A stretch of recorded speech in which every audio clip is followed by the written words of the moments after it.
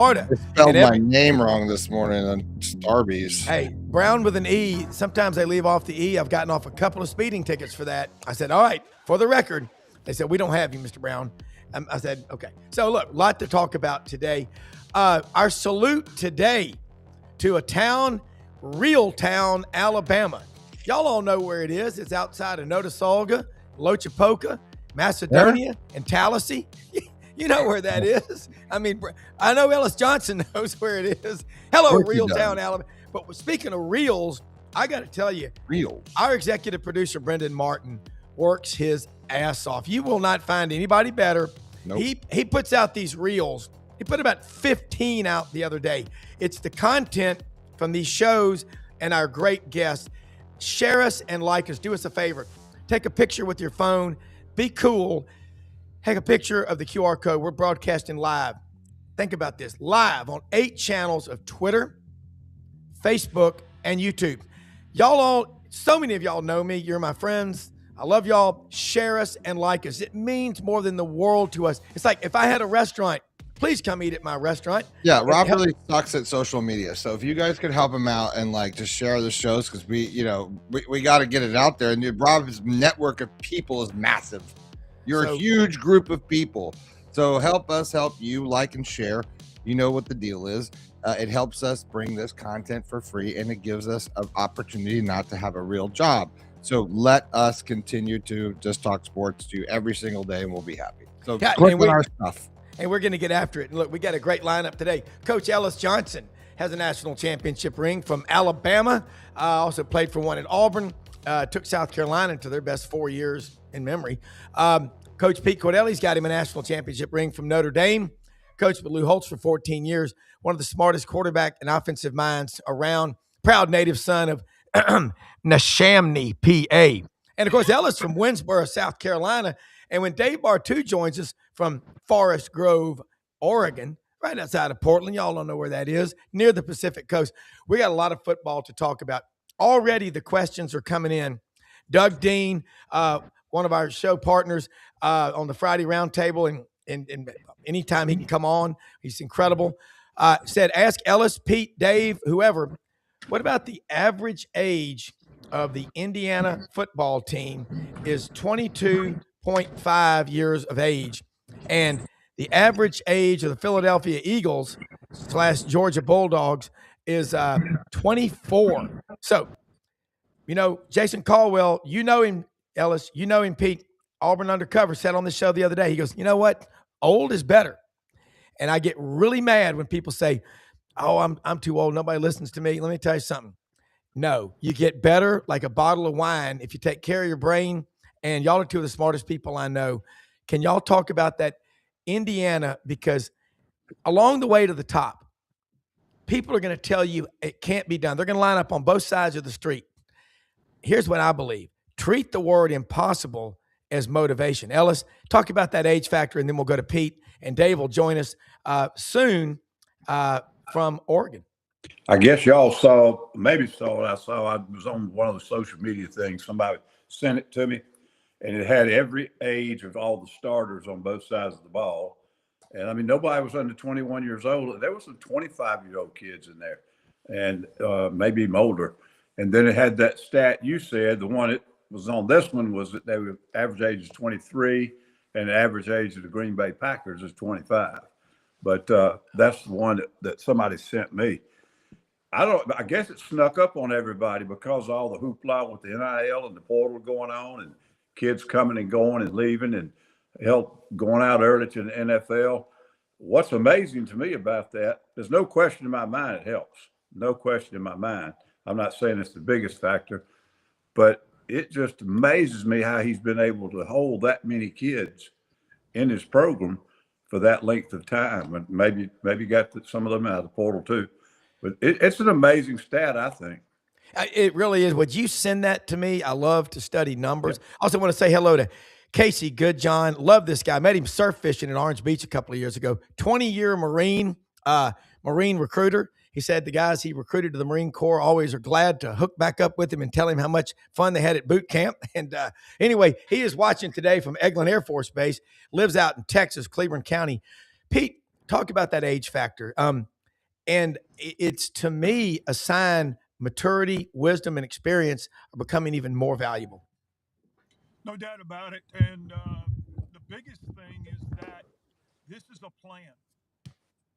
Coach Signetti, there's a great article on ESPN, came out, I believe, Friday. Signetti is doing exactly what Saban did. Nick Saban, as long as I've known him, and I'm talking about back when he was an assistant coach at Navy, when he went to Ohio State.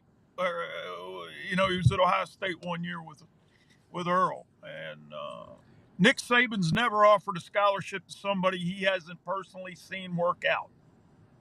Signetti's done the same thing. He, as he said, I'm the GM. I run my own program, and he brought 16 guys with him from James Madison to Indiana. That was the core. But he's got a plan also as to who he wants. He has a profile, how old he wants, and in the number of starts. It's an NFL deal. It's why Bo Nix is playing so well for Denver. He had more starts than anybody else. Bartoo told us about that. Yep. That's why I think Ty Simpson's going to have a hard time in the National Football League. He only has 15 starts at Alabama. Yep. That's a whole nother discussion for another time. Mm-hmm. Playing games and getting that experience, it's priceless. You can't replace it. Signetti knows he's got to have older, mature guys that he says, number one, will develop you. It's a plan of development. It's in the book, my book, Making a Grade. It's a pod, plan of development. I know Ellis has had guys where he's recruited at different places and they've had a plan of development because the young guy coming in is 17 years old. Well, when you have a 17-year-old freshman versus a 21 or 22-year-old junior senior, there's a lot of things that go on there. You have to figure out, number one, is this kid eating right? Has he been fed properly? Probably not. And I know for sure he hasn't been in the weight program and off-season program that colleges and universities are going to put him through. So what's the growth potential? What's the 6-month plan? What's our fall plan? Back when we could redshirt guys, most of those kids would show up at 6 a.m, 4 days a week with the strength coach and have a weight program just for the redshirt guys. So you had a development program. Now with the transfer portal, I want guys already developed by someone else in college. Yeah. I want to bring them in and teach them my system, my technique, my fundamentals. Yeah. And Signetti and his staff, again, continuity, those guys that have been with him, they know what they're looking for. But this article last week on ESPN, guys, if you can read it, pull it up, and it says, I've watched every one of them. That's what Nick did. That's all Saban did. That's why when Nick was really upset when the NCAA didn't allow head coaches to go on the road in the spring. Yeah. He was mad as heck because that was his time to go in and watch a guy because so many schools have spring practice. Yeah. So he told all his coaches 2 things. Number one, get them to the library, get these kids to the coach's office. I want a Zoom call with them. Number 2, make sure they come to our campus at Tuscaloosa for camp. I got to see them, and I got to put it because the defensive back, Ellis knows because he's done it. He put guys through different positions at different drills. Yeah. Those D linemen, initial step, hand placement, eye placement. Linebackers, read, react. You getting downhill or you late? DBs, where are your eyes? I mean, with quarterbacks, it's decision making. So the whole plan that Signetti's had, he's not wavering. And you know what? He believes in playing until there's 0-0-0 on the clock. That's why on the block punt, he kind of rolled his eyes and went, I can't believe you didn't get in the end zone, man. Yeah. Well, let me throw this. And I had people saying the other day, I'm of the opinion, if the other team can't stop you, that's on them.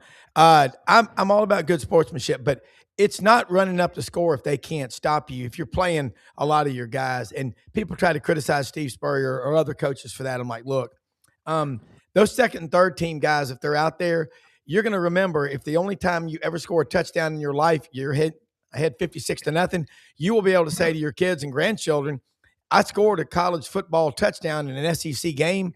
I mean, it gets down to that. Ellis, I've got to ask you real quick before I go to the next question. What were the three things that Mike Dubose would talk to you about defense? It is three things. Someone asked me that, and I said, I know two of them that Ellis said, but give us the whole three again. Well, the main thing I remember talking about is defense is sight, reaction, and contact. Yeah. Everything, every play, anything, even if you're on a blitz, your sight begins with movement of the ball or movement of a player that initiates your blitz. Yeah. I mean, anything you can think of on defense, sight, reaction, contact. One of his kids in the second said, Coach, what about DB who breaks and intercepts the football? He didn't have any contact. He said, yeah, he did. He had contact with the football. So it's just, it was a great little saying, but more than the saying, he coached it. Mm-hmm. I mean, you could see it. They have these little cliches they would talk about. And like he would always say, we don't coach their eyes enough. We don't coach their eyes enough. Yeah. We're coaching their feet. We're coaching their hands. We're coaching their stance. We forget to talk about their eyes. Yeah. So I told him, read is key. It's just a difference in how you say it. Coach their eyes. And not only was it just a cliche, he did it day after day after day. I learned more about coaching on the football field, and I was in my 40s when I got there. I'd been a coordinator at two different colleges. I learned more football on the practice field there in 4 years than the previous 24 years. Yeah. And just being around those guys, I mean, it's just the teaching, and I'm sure they got it from being through Coach Bryant's program. Yeah, and I don't think, like Pete's referencing, if you don't have a relationship with these people, you don't know them, it's very hard to reminisce with people that you just met 5 minutes ago. I mean, it's you can't do it. All right, I want to ask you, Ellis, quickly, and then back to Pete, what you saw out of Ole Miss and Miami. What is it about Ole Miss that makes you think I know that Ole Miss is going to take that appeal on the extra year of eligibility for Trinidad Chambliss to a court in Mississippi. Then they might even take it and file an injunction. He played in a Division II, which is below junior college. We're giving all these other guys, I don't see how they deny him that opportunity, but the foundation, Pete Golding, what he's got coming back at Ole Miss, how bright is their future with Trinidad or without him? Well, the amount I read on Trinidad, what a little bit I know, I think his case is a heck of a lot stronger than Pavia. Yeah. So that be what it is. I don't know Ole Miss's roster. We were all praising Pete, about the job he did for those 2 weeks off the field, on the field, the chaos, the interference, the meddling in the program by certain individuals. And the way that team played, I mean, they got beaten that game, but they played well enough to win. It was a close ball game.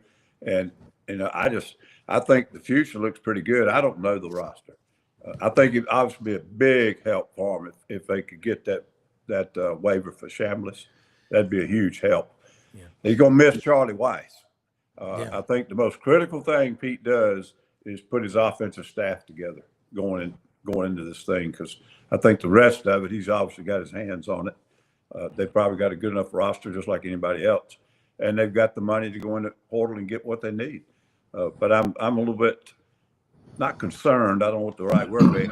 My focus is who's he going to bring in there to run that offense and that staff they put together. Yeah.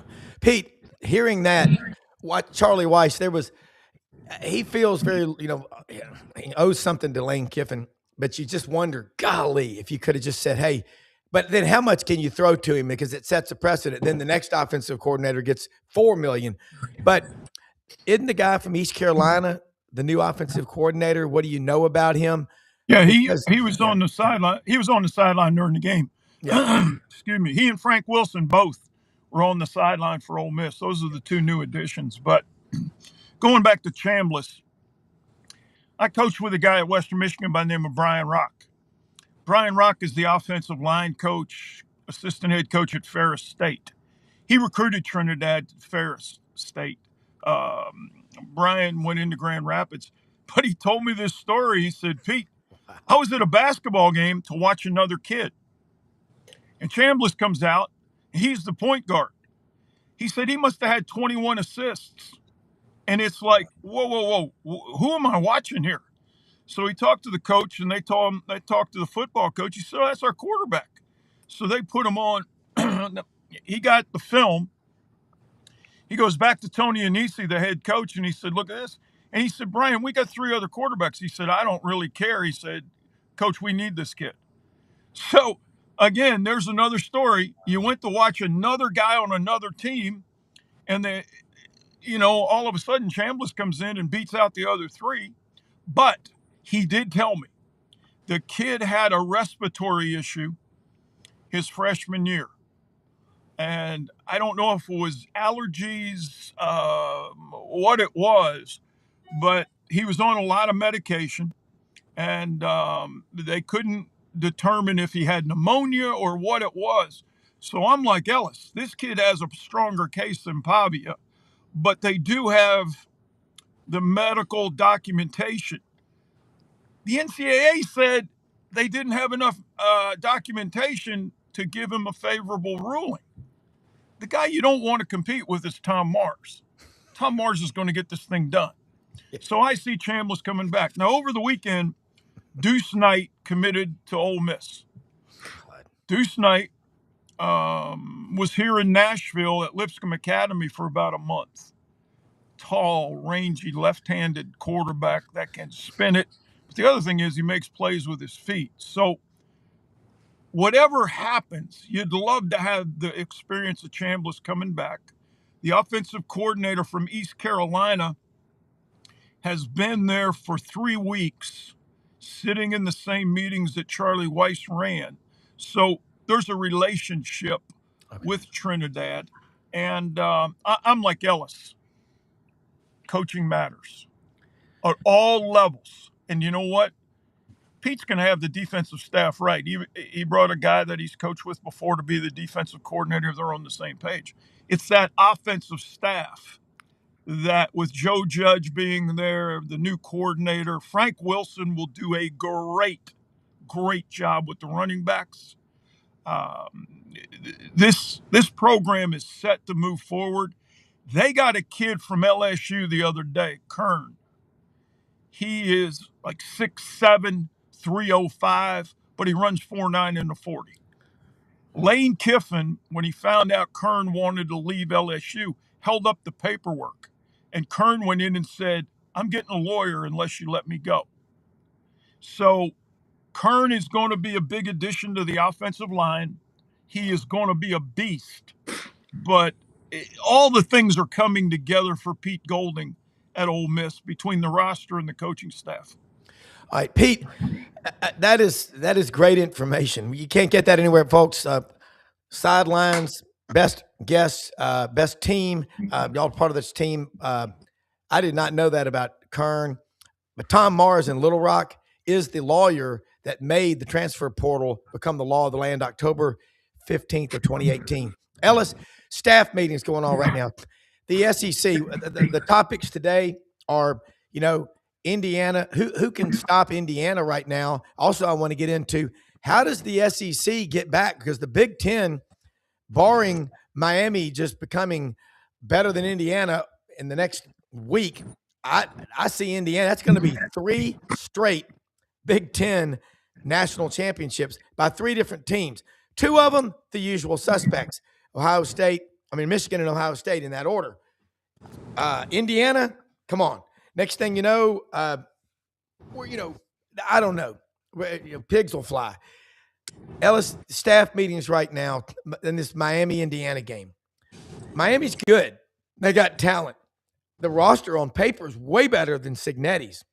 But like Pete said, the 16 guys he brought from James Madison University, and the Indiana fans that I know, they are embracing the lack of respect. It is driving them to do things I think they never thought they would do. How much fun would it be if you were on that staff with Curt Cignetti?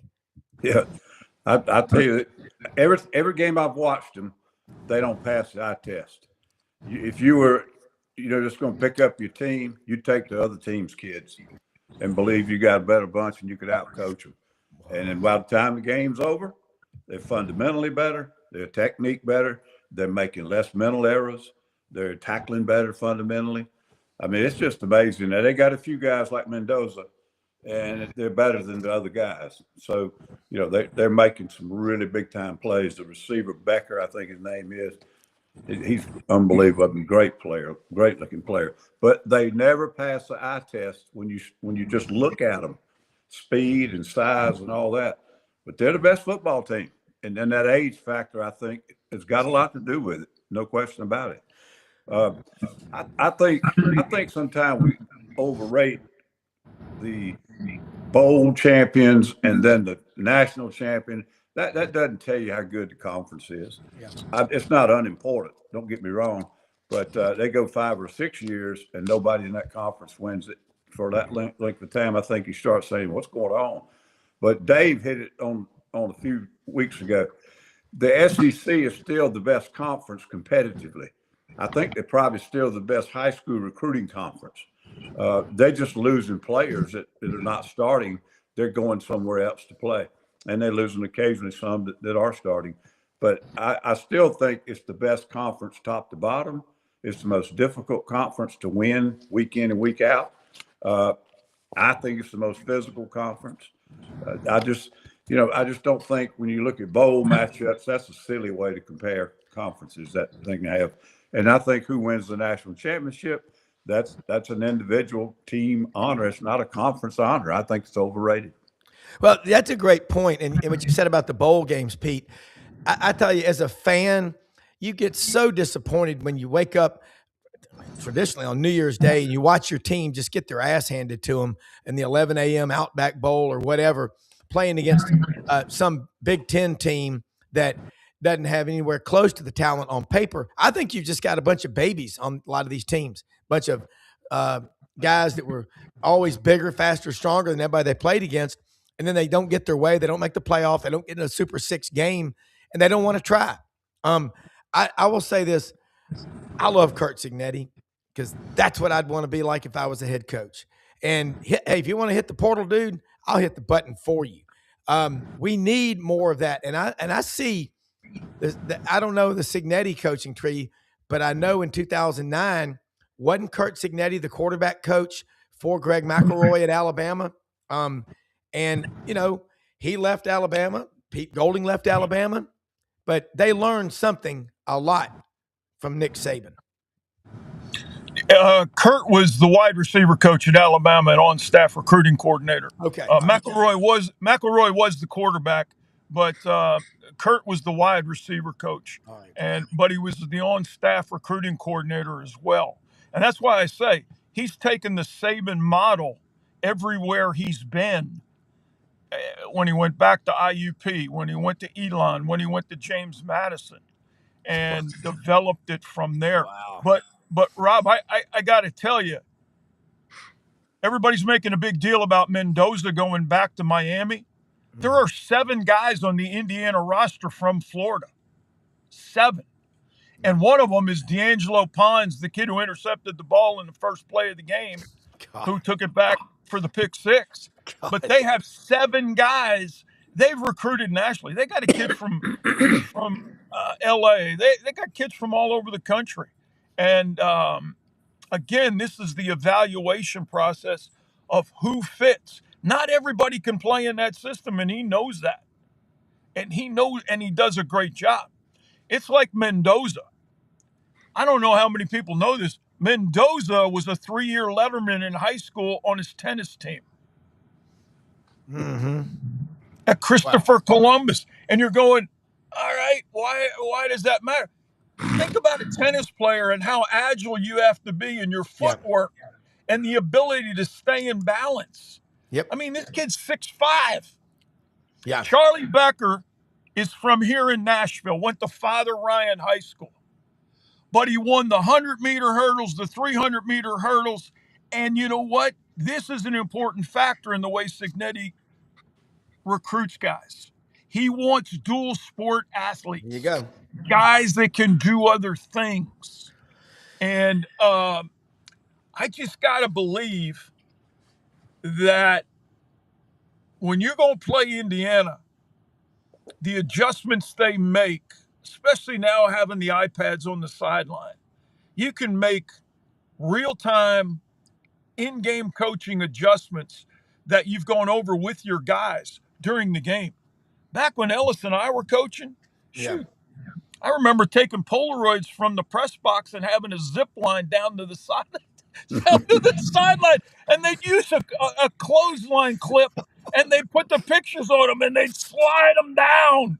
And you're looking at these pictures, and you're going like, when did this happen? Oh, that was happened 2 quarters ago. And it's like, well, why am I seeing it just now? God. Oh, Well, yeah. I think what's happening, and Ellis and Pete, y'all both know this from coaching. Coaching, when you try to coddle or go along to get along, I don't think you get good results. Kurt Signetti, he's just relentless. He's like a great white shark or a tiger shark. They're never full. And he wins the game. He's up 56 points, and he's mad about that. Tom Osborne was like that. The great coaches, I mean, they'd win 70-7. He'd go, well, we gave up that late score, and I'm concerned about the laps and the defense. We'll have to work on the conditioning, get back in the weight room. Good. Don't ever stop coaching. This stuff, I don't know. You don't want to let up. All right, the state of college football right now. I can't wait to see the numbers. But Doug Dean said this on the show Friday.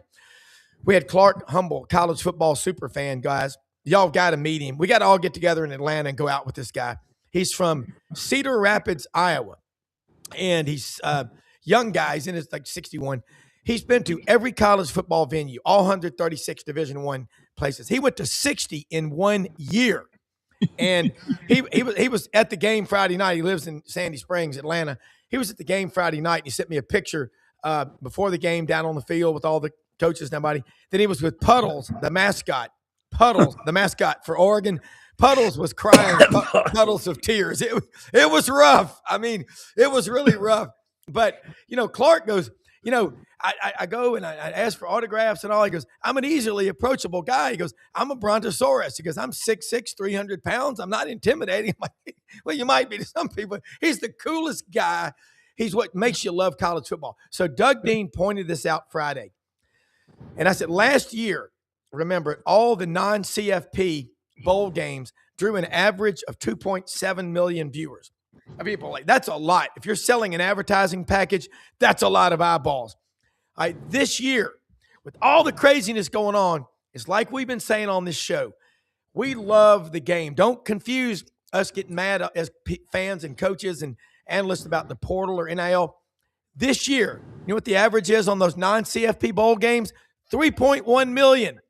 And thank you, Doug Dean. That's an increase of 13%. So get it out of your head, people. College football, we love it. And if we didn't care about it, want to preserve it and keep this great game around. And thank God for the coaches like Ellis Johnson, Pete Cordelli, the great sports writers like Buddy Martin, who will, on his last breath, be writing a column because he loves it that much. We're going to be all right, people. You got to calm down. It's always darkest before dawn. In 1974, after the market went down 47% in 2 years, the Arab oil embargo and everything, Time Magazine headline, is it the death of the American dream? And look what the stock market did after that. Come on, people. Wake up. Rob, Flush out your headgear. It's going to be all right. Think about this. And I said this a couple weeks ago. The non-playoff bowls, they're spring football right now. Yep. We're watching spring football in December. Here's why. In January. But here's why. All the opt-outs, all right, that's fine, go. We had kids that had end-of-season surgeries, couldn't go through spring ball. So we're looking at kids we redshirted or coming back from injury. Now you got new kids. The early entry kids, high school guys, they can go practice before those kids before your team goes to a bowl game. So that's important. You got coaches. but we're actually getting to see 15 days of practice before the bowl game at the bowl site. And then you're going against outside competition. And one of the things you tell those kids, we're going to grade this as to where you are going into the spring semester. Yeah. Look, your football season, your football team is made in the off season from January through July. Yeah. With the off season, your strength coach and all those different things that you're doing, you got to put the core of your team through that. But to have that opportunity to play another game against outside opponents, yeah, college bowl games need to stick around for the development of other kids. Yeah. We went to the Liberty Bowl, guys. I was out there, and it was pouring down rain. It was cold. It was windy. It was pouring down, but there were a lot of people there.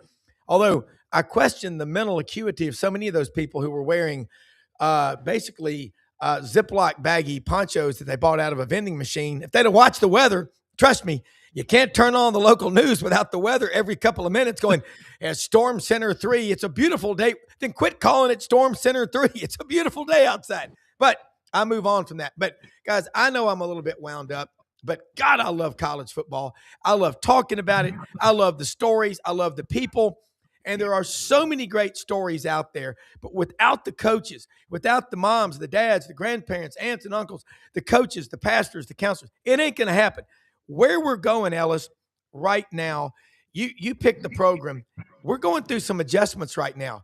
But what's that line in that Sheryl Crow song? It's not having what you want, it's wanting what you've got.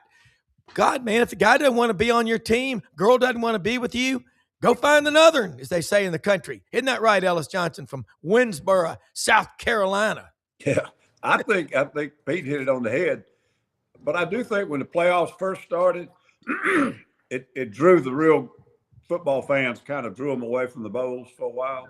And there were guys opting out, and it just kind of turned everybody off. I think now, after 4 to 5 years of it, people are realizing there's still some good games.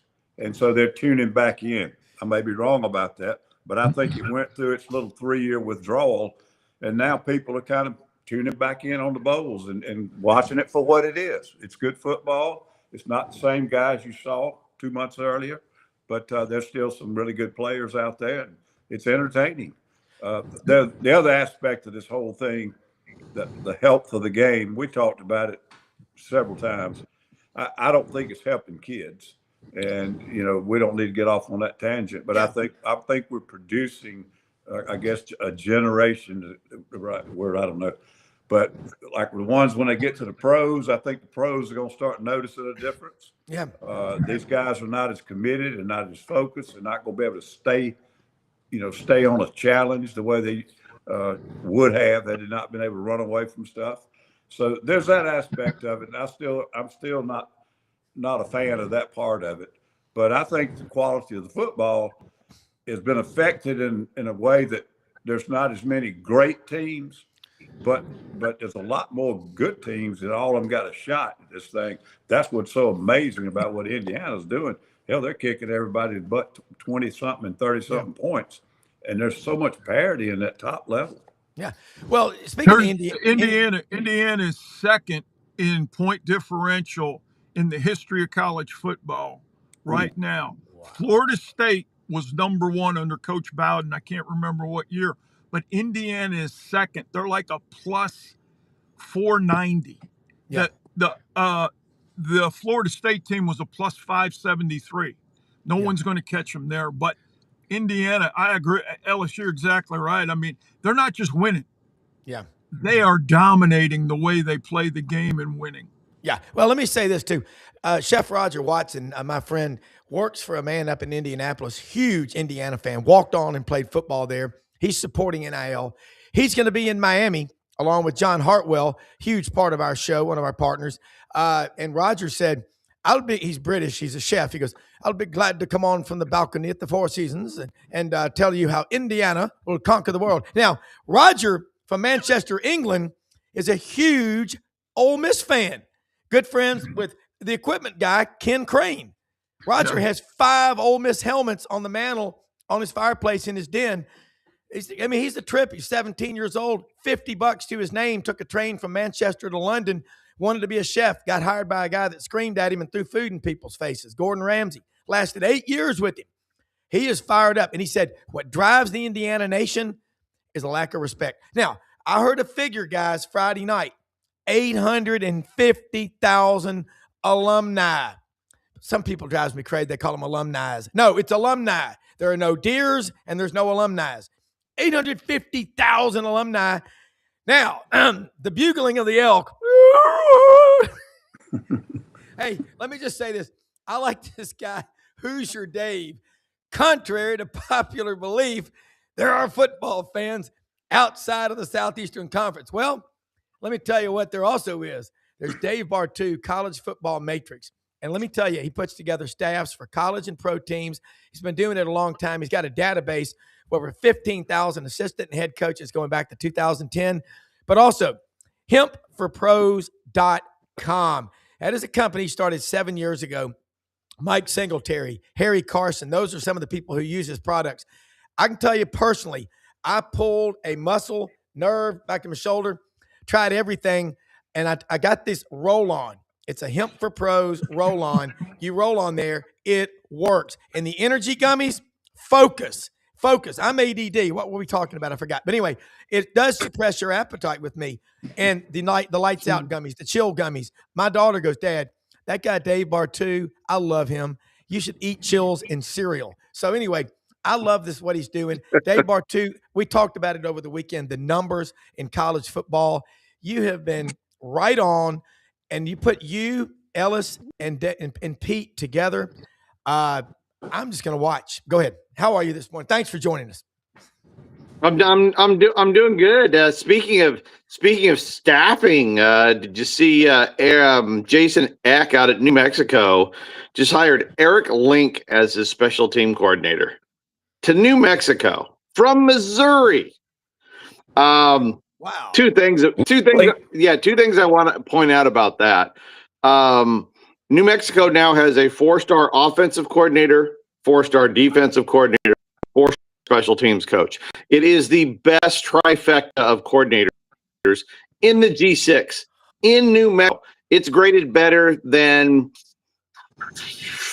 5, 6 of the staffs in the SEC. Jason Eck is a name that probably a lot more people are familiar with now, but get used to that guy being around. He is one solid head coach, but I think the surprising thing about that is a guy from the SEC going to New Mexico. And this is kind of a trend I've been starting to see with some of these coaches. If they've made enough money, they start looking for places that have more stability, places that have more upside, not necessarily the pay, but places that they can get on a good head coach's coattails and ride that for a really long time. Guys are really starting to wake up to this churn, and they're really getting tired of it, and they're gravitating towards stability. Ellis, Rob, you may remember Eric was with us at Auburn. He was number 2 special teams guy with Scott Frost. Not Scott Frost. Heck, I've forgotten Scott's last name. But he was Scott Fountain. Scott Fountain. Yeah. Fountain. Yeah, my apology, but Eric was really good. I mean, he was even good then, but he was the number 2 guy. You know what that tells me, Dave? Hey, Dave, you know what that tells me? Yes, sir. There's something going on at Missouri that those guys are leaving. They've had four guys leave now off that staff. And I know one was for a head coaching job, but is Oregon State really a better job than being the offensive coordinator at Missouri? So what that tells me, like you said, the churn, but Drinkowitz is involved in every job that comes open, and you're going, you know what? Stability is the key. And now I can go with Jason Eck, who I believe UCLA wanted to talk to for their head coaching job early on before they hired Chesney. So when you have, it's like the portal. Ohio State's lost 29 players. When college staff start losing guys, there's something going on internally. Watch out. Missouri may be on a downward trend going into next season. that's a red flag right there. Yeah, Dave, that is. And I totally agree with Pete. There's always something happen, something. So, whether something is happening, any staff watch any people that know what's going on in Boston, you can kind of get clues that are very stable before. Right. Dave, can you reboot and come back in? We're losing you here if you can. Thank you. I got to tell you, University of New Mexico in Albuquerque, the Lobos, pulling guys away from the SEC. We can't live in an echo chamber, guys. And there you go. Ellis, Pete, y'all know. So, I mean, Scott Fountain was a hell and a recruiter, special team. I mean, I remember meeting Coach Paul Davis, who coached at Auburn for a long time, coached at Mississippi State at one point. Paul Davis told me one time at lunch in Sewell Hall, he said, Rob, it takes special players to play special teams. And if you get down to it, special teams are about a third of every game. So we're going to make that a big deal. Dave Bartoo back with us, College Football Matrix. New Mexico, Albuquerque. This is what I love. We can't live in an echo chamber. We've got to be hearing what's going on all over the country. Stability, Dave. Hark back into that, because that's a word, a phrase, a term that most people, it's foreign to them right now. Well, it is, and it's frustrating for fans. There's very little coaching continuity. There's very little player continuity. Coaches or fans used to be frustrated with just the lack of coaching continuity. And I wish I could put a value on it. How important is it when you get a good group of guys together to keep them together?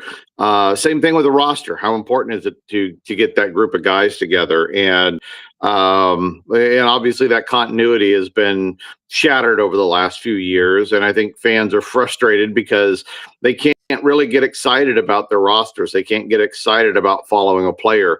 Following recruiting is useless almost because you don't know who's going to be there 9 months, 9 years. We got guys petitioning for year 7 and 8 now. So that lack of continuity is all really, really frustrating. And I think in a sea of dysfunction, I do see that we are fine coaches gravitating towards more and more stability. So I agree with Cordelli there, also about the rats jumping the ship. It's not a Missouri thing, and I'm not saying something's happening at Missouri, but we've all seen it happen afterward, and then we look back and go, oh, there were clues. And I think watching rosters and coaching staffs fall apart for seemingly no reason is a big clue usually. Dave, you and I were talking Saturday, great discussion about how big these alumni bases are in the SEC and the Big Ten, in the Big Ten. And you said SEC fans need to wake up and realize. I heard 850,000 alumni for Indiana. I thought Florida was big with 500,000. What is it, Ellis? I heard something on the radio 3 days ago, and it shocks me, but Indiana's got the largest living alumni base right now. Yeah. Dave kind of talked about what's coming. If people better wake up and quit living in an echo chamber. Yeah, this is something my co-founder pointed out years ago when NIL started. And he had forecast. He goes, if it comes down to money, the Big Ten's going to win, because the SEC might have a little bit more TV money, but they do not have the alumni base, not even close to it. They don't have the income per fan, not even close to it. It's not just a big alumni base. It's the wealth of the alumni base. And you look across the board in Penn State, Michigan, USC, UCLA, Ohio State. I mean, these are the biggest alumni bases in America. They absolutely dwarf the SEC. And not only do they dwarf the SEC in numbers, they dwarf the SEC in average as well. I mean, it is across the board a massive advantage. And so many fans get caught up in the thought that, oh, well, there's going to be a $20 million cap per school. That's not for outside influence. Okay. You know, if everybody has a $20 million cap internally, but there's no external cap, that's what unlevels the playing field, right? That's what unlevels the playing field 10 years ago, 20 years ago, 30 years ago, is bags of cash. So, and I said this when NIL started, paying the players is not about paying the players. It's about making an uneven playing field for your own advantage. So it doesn't matter what the cap is, 5 million, 10, 20, 100 million. However you level the playing field, somebody externally is trying to tilt it in their favor. That's the way it works. So really all we've done is just allowed players to go anywhere they want, but the field and the leveling and unleveling of it hasn't changed at all. Well, you know, I'm what going you to tell just you, hey said. Dave, I'm going to tell you a story about a Big Ten school, and this is back in the mid '80s. Tell me. Mid '80s. First time this staff ever got together, their most famous alum walked in 1983-4 and said, "Men, welcome to so-and-so staff. We're glad you're here. Remember this.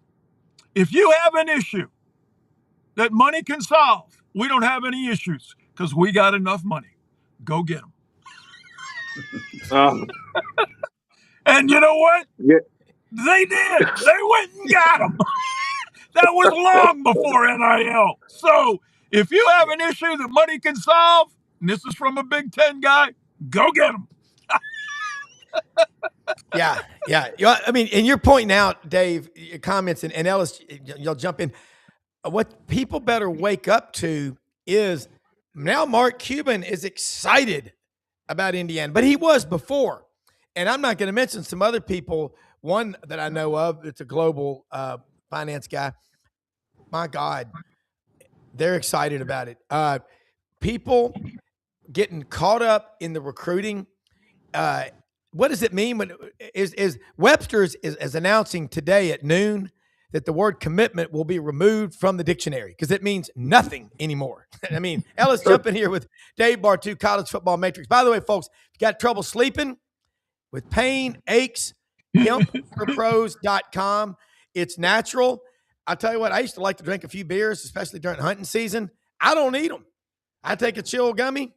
I'm just chill and losing a little bit of weight. I love it. Don't be mixing gummies without hunting now. No, absolutely not. Ellis, jump in here. Well, and when all this stuff first started, I thought back, Pete, now about that. Holy shnikes, Ellis. Well, the gummies jumped in. The gummies jumped in. No, I think he was going to rat somebody out. I think Greg Sankey got him. Ellis, he was about to tell a story. I got him. Ellis, come on, start from scratch. Take two. Back at that period, for different reasons, the biggest financial entity back then was the Roast Bowl. Okay, the money that was generated off of that.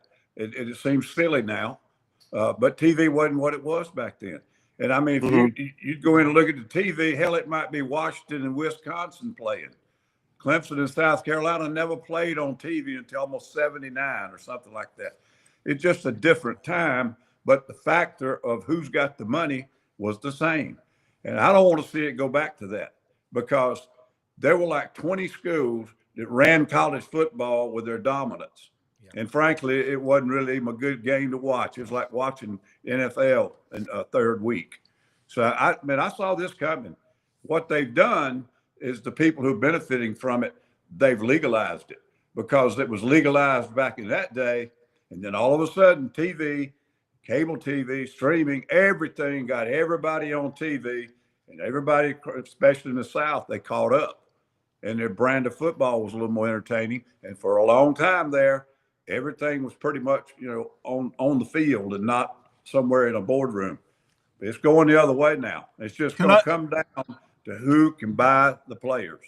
Hey, Rob. And I still say it's going to hurt college football. Yeah. Hey, Rob, Ty Simpson came out this past week on Wednesday and declared for the NFL draft. His dad, longtime coach at UT Martin, was in on the discussions with Kalen DeBoer. Yeah. Yesterday, Sunday, he declared on Wednesday. Got Thursday, Friday, Saturday, Sunday. 4 days later, Coach Simpson got a call from a school saying, "Hey, we'll offer Ty $6.5 million for 1 year if he comes." Oh. Yesterday. Now, Coach Simpson said, "Let me talk to Ty." And it's one of the schools that's going to play on Monday night, and it's not in Indiana. So anyway. Oh, okay. Let me throw it. All right. Yesterday, 4 days after the kid declares for the NFL draft, Miami offered the Simpson family $6.5 million for 1 year. No, it's about the same way they did it with what's his name is playing now. Carson Beck. Yeah. Dave, let me say something. Ellis just said it about legalizing it. Remember, I was up on the Spring River trout fishing with one of my buddies from Alabama as he was having him a cocktail on the Spring River, and he said that song "Legalize It" was playing, and I said that wasn't Marley, that was Peter Tosh. But that's what's happened. Legalize it. But anyway, Dave, this is some earth-shattering stuff to a lot of people who are living in caves. Folks, this keep preaching, man. You're waxing eloquent. This is brilliant. Yeah, no, and we don't know which way it ultimately is going to go. But once you start turning big ships, it's really hard to turn them back around. We're not putting the toothpaste back in the tube, because I hear fans a lot. Oh, I just want it back to the way it was. No, that's capitalism, baby. We have no traditions. Everything is for sale. Then it gets destroyed and somebody builds something somewhere else. But what you had in the past, that tradition, it's been sold. It's being destroyed. It's not coming back. Okay. That's just the harshest reality of it. So you have to figure out how to live in this new capitalist college football. But we all don't know which way it ultimately is going to go. The one thing I hope for is a little bit more continuity, a little bit more stability. Before I came on, I kind of got a feeling everybody was talking about SEC talent, SEC overrated this and that, and the talent's still there.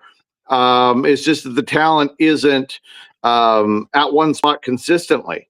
The NFL draft is still going to show that the SEC has more talent, but I think maybe people are going to start waking up that coaching stability, and we talked about this on the last show.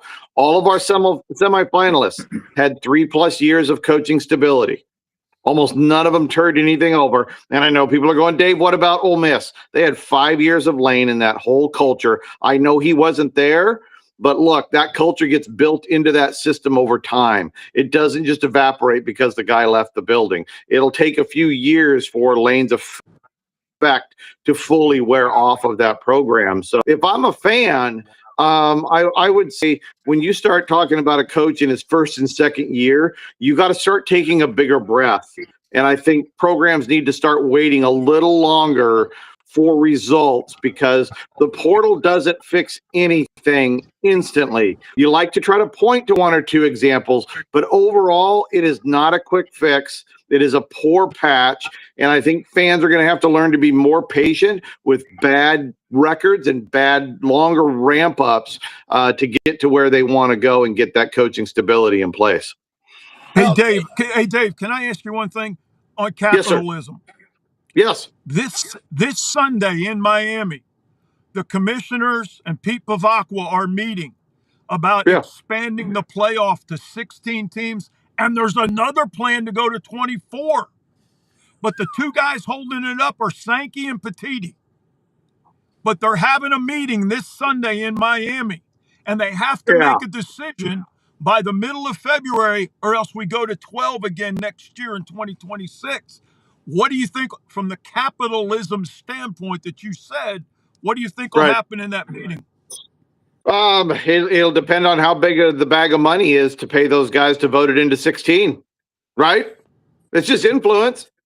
Tell me I'm wrong, right? No, How much influence is there? Now the flip side, the other two guys, have they already made enough money? See, we start talking about percentages too, right? If somebody offers you $100,000 a year raise and you're making $100,000, wow. Hell yeah, man, I'm in for it. But over time, if you keep getting $100,000 raises, like a lot of these guys, I mean, you have athletic directors making what, 1.2, 1.3, 1.4, 1.5, right? And pretty soon, oh, hey, I'll give you $100,000 raise. And I'm already making 1.6. That's not worth the trouble. That's not worth the trouble. Look at it as a percentage. So look at the guys holding it back. They've already got their bag, right? They got their bag. So that carrot, that monetary incentive isn't worth the headache to them relative to what they're already being paid. So, hopefully there's a ceiling of resistance there that balances out how much money can be paid versus making change quickly over it. Gotcha. Hey, Ellis, and we just heard a second ago, Ty Simpson offered $6.5 million to come 1 year to Miami. Now, I watched Brock Purdy and the 49ers play yesterday. They won with the Eagles. And you think about Brock Purdy's rookie contract was $600,000. He had to have a roommate. I don't know where he was living in the Bay Area. He probably could have lived in Tent City or something for $600,000 a year. But anyway, it's expensive living out there. And now he's got his new contract, and he's doing quite well. But man, Pete, by the way, what did Ty Simpson do? Can he pull out of the draft? Yeah. Oh yeah. He can pull his name out of the draft because we're not at the date where he's got to declare for sure. But let me tell you something about Miami. He just committed to the draft. Yeah. Miami. How about this one? Miami doesn't share any of this college playoff football revenue with anybody in the ACC. They get to keep every penny. They're bringing home $24 million. So I don't know who the hell's running the ACC where you're not sharing any of the bowl revenue, but Miami's getting $24 million. So 6.5 for a quarterback? Hello? Yeah. I mean, I don't. Ellis, what about it? I mean, you're a head coach right now. You've got to be. You're now, as a head football coach, you're like an options trader or a money manager. You're just buying and selling stocks left and right, holding positions, doing some tax harvesting, doing window dressing at the end of every quarter. It's BSC, man. And you know what that stands for? Bat split crazy. In the interest of women and children. Quick comment. The reason the ACC is so screwed up is they still got basketball coaches running. And that's who screwed up their TV contract. Now, he's long gone now, but that damn TV contract they're tied up in, I mean, it's ridiculous. And they thought for so many years, that basketball up and down the Eastern Seaboard was strong enough on TV to carry that conference. And now football's the sport, guys. We all know that now. Yeah. As far as demanding TV and money and all that. And the ACC painted their ass in a corner, and they're in trouble. Yeah. And it's because of these damn basketball schools, and that that's their problem now. I don't know if they're going to be able to dig out of it or not. Dave. Yeah. Yes, sir. I think to tie all this discussion together with money and we touched on coaches leaving and everything. I think one of the big things I just got epiphany on it is when Indiana re-signed Curt Cignetti for $12.5 million a year. Kind of threw me off. I thought he would go somewhere else, but maybe he's telling us that he already knows that Indiana is top 10 in money. And he knows that he doesn't have to go anywhere else to get top 10 in players now. And even though he's a mid-30s, low-30s recruiter, low-30s portal guy, that's about to change. And maybe he's telling us that, yeah, Indiana was basketball school, but we now have the money to be a football school. I don't need to go anywhere else because I have more than enough money here to compete long term. I think that's kind of what my brain is taking away from all of this right now. Absolutely it is. And it basically, everything has changed now. The paradigm has shifted. And if you're not on board with it, you're a dinosaur. You're going to go the way of the Bachman's warbler, the ivory-billed woodpecker, and the dodo bird. All extinct species. By the way, there are no ivory-billed woodpeckers. All those ducks you shot yesterday that left at halftime from the Oregon game and just had a resting place, and you guys got advantage of it shooting all those ducks. I know. Every time I come on this show, I learn something. Today, I learned that the Oregon duck is Puddles. Yeah. I learned who Puddles is. Hell, I had no clue. Hey, Dave, college football superfan Clark Humble was on the show with us Friday. You got to meet this guy. He's from Cedar Rapids, Iowa. He's our age. He went to all 136 Division I football venues, 60 in 1 year. And he was at the game Friday. He lives in Atlanta. And he was there on the sideline with Puddles, the duck, the mascot of Oregon. Dan Lanning, he's madder than a wet hen. You know he is. And he'll dig down. But God bless America. The passion that we have for college football. Now you're going to have fan bases. They're going to start doing whatever they got to do. They'll have blood drives to raise money for NIL in the South. I mean, I see it coming. And I also see what you said. I like the comment about Signetti. Maybe it's because he already knows their top 10 money. You know, the people that know what they're doing, if you've ever talked to anyone that's ever been involved in a military operation, you telegraph almost the exact opposite of what you're about to do. You don't let people know that you're coming. What's going to happen in college football, guys? Well, I know we're a little bit long today, Brendan, if it's okay, a couple of minutes. College football, where are we going to be in 5 years? How crazy is it going to be? Are we going to have rosters on, CNBC and Fox Business? Now we're going to have the college business, CBN College Business Sports Network, because we're going to be at the tip of the spear on that stuff, guys. It's coming. Capitalism 101. Dave, I mean, is it crazy? No, it's maybe a little bit. I don't know. I just hope it stays more of a separate game than the NFL. I'm not a big fan of the NFL. There's no upsets. There's no tradition. No bans. There's everything that I like about college football is not in the NFL. But as we try to homogenize college football, the big corporates try to homogenize football into the NFL. It just turns me off as a fan, and I just hope that it doesn't go too far down that path. I'm up before sunrise. Indiana got their quarterback in the portal. The Hoover kid from TCU, he's a hell of a player. He's the first kid Josh Heupel called when Nico left. And Hoover said, no, I'm going to stay at TCU. And I'm going to tell you, the tradition of good quarterbacks going through Sig's offense, Hoover's going to take over, and they're not going to skip a beat. I mean, Mendoza's done a great job. But I'm going to tell you, their quarterback spot next year, they're not regressing at all at quarterback. And Indiana continues to do a great job in the portal, even though they're in the playoffs. I mean, that just tells you how the organization is working, and it's working so well. Yeah, Ellis, one more question for Dave or comment, whatever, and then we'll let Dave say parting word. We'll wrap it up. Ellis? Me? Yeah. Sorry. No, I was speaking way too fast. About what Pete just said and Davis just said, capitalism 101. It's coming, and you've got to have a trader mentality like a stock trader. Yeah, I mean the money is all these things we're talking about. The old expression, just follow the money. Money always wins. You talk about developments taking over nice, beautiful countryside. Hell, I mean, you can keep it out for a while, but if somebody wants that land, they're going to build houses. They're going to get it sooner or later. Yeah. Just like building down on the coast. I've watched our South Carolina coastline. Money eventually wins. And that's what's going to happen in college football. And I'm like Dave, and I think everybody on this show, I don't like it, what it's doing to college football. And it's not going to change the entertainment factor too much, I don't think. But I think it's damaging the sport. I don't have any question it's damaging most of the players. Yeah, it is. And Dave, I think when the guys get to the NFL, a lot of them are making more than the rookies. If you were in the NFL, you got paid NIL money, and they're making more than a lot of these rookies do.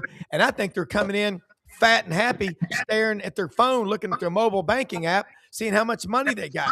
That's what I'm worried about. And I think a hungry player, what did Mario Gabelli say? Give me PhDs, poor, hungry, desperate, people that want to make money, not people that were born on third base and thought they hit a triple.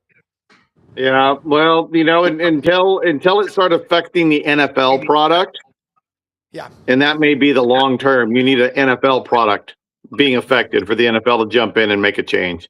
That might be the only way that you stabilize all this. Yeah, that's what I've been saying. The NFL's got to say the product you're sending us. We're at Ruth's Chris Steakhouse or Folks Folly Steakhouse, and you're sending us shoe leather and charging expensive prices. That's all right, guys. Great show today. College Football Matrix, hempforpros.com, folks. Hempforpros.com. Dave, tell them quickly how they can get hold of you. Well, number one, use coupon code Sidelines for anything for 25% off everything in your cart. Pros.com, Pro Athletes Association. Like Rob said, it was a conjunction with NFL Alumni Association, and we make products for aches, pains, and sleep. Yeah, well, and you make the best in the country. And look, guys, thank you so much. Awesome discussion, Coach Pete Cordelli. Check it out. Get it, Making the Grade. This is a book that you will want to read, How to Become a Great College Football Player. Ellis Johnson, the whole panel for executive producer Brendan Martin. Thank you all so much. And remember, support our sponsors. Get out to LandersFordMemphis.com. Poplar and Houston Levy open every day of the week except Sundays. The day means more than the dollar. That's what they said at Sag's Big and Tall Shop in West Memphis and Marion for over 100 years. And look, you get out there, ask for Brad Bellamy, the general manager. These are the best corporate partners we've ever worked with. Their name is everywhere. They put back into the community. Love these people. Brad Bellamy, LandersFordMemphis.com. Hewlett and Dunn, right down the street on the historic square. Barber, Filson, all your great clothing, men's and women's boots open Monday through Saturday, 10 a.m., 6 p.m. Rumble Boxing Gym, Union and McLean. How you fight is how you live. Most often we see the face of Christ in the least among us. Go out and make something great happen today. Again, for executive producer Brendan Martin, Rob Browne, thanks for watching. Share us and like us. We'll see you tonight.